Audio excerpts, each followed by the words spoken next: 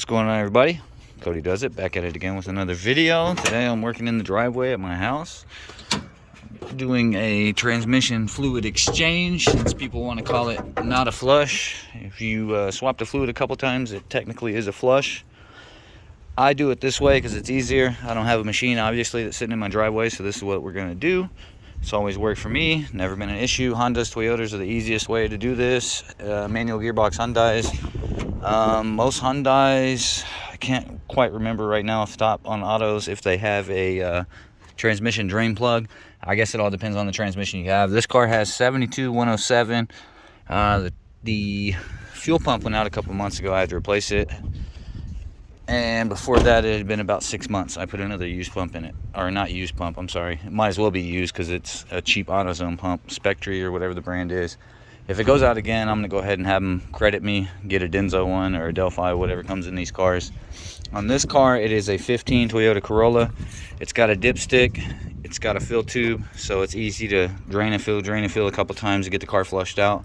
This one had one approximately about, I'd say 30,000 miles ago, roughly, maybe 35. So we're going to do another one on this. It's simple. My mat's flying away over here. I'm just going to show you guys real quick. That's the fill hole. We already went through that. That's easy enough. Let's crawl down here and pull this plug. There's a 10mm hex key plug. That's how you drain it out. Typically on Toyotas, when the fluid starts to turn from red to purple, if you're using a red fluid, which most of them should be on these cars with the 4-speed auto, this is not a CVT.